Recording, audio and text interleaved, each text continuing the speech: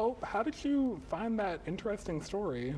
It was actually Alan Holt's idea. He was like, we've got all these churches around us that have pumpkins, and he was like, where are we getting them? Because you don't see people growing pumpkins around here. And we looked it up, and Floydada came up, and then I was like, why don't I contact a farmer there? And then the story just kind of fell together from there. Were you able to at least get a few pumpkins so you could decorate at home?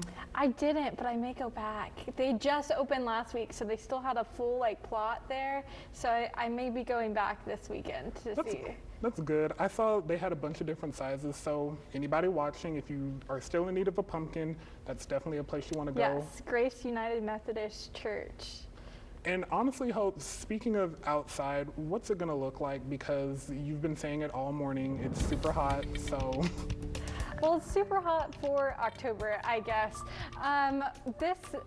Today, we are going to have a high around 93 degrees here. We're pretty much going to be in the low to mid 90s across the coastal bend. I know it says here that the upper 90s, however, that is an error there. We're going to be in the low to mid 90s across the coastal bend today, but it is going to feel like the upper 90s here in Corpus Christi with that humidity. Although we will see a break in humidity tomorrow as we're eyeing a cold front to come into the coastal bend. I say cold front in air quotes because it's not really going to drop our temperature that much. Here it comes in overnight early tomorrow morning. You can see here around 6:30 in the morning, and it's just gonna move out of the coastal bend actually rather quickly throughout the morning, but it's going to do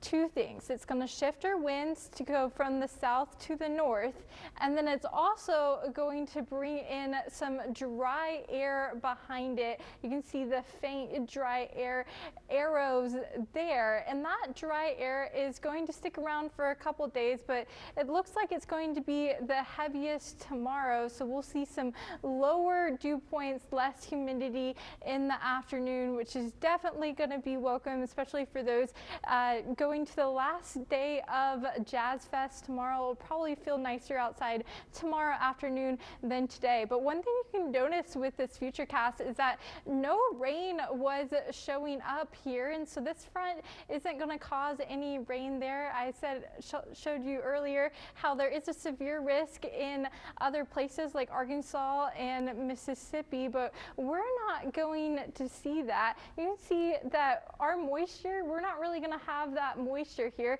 It moves out of the way today, and then we start to see all that dry air. You can see that sharp gradient there coming in to the coastal bend tomorrow afternoon. You can see the gradient kind of floats around us, so we're not going to be the driest in the state, but it's definitely welcome here to help bring those feels like temperatures down. Taking a look at the tropics, we've got two areas of interest with a low chance of development that we are keeping our eyes on here, and that the National Hurricane Center is continuing to track. Looking at our 7-day forecast, really the thing that we're watching for right now is that front. There may be another front later in this week, but other than that, mostly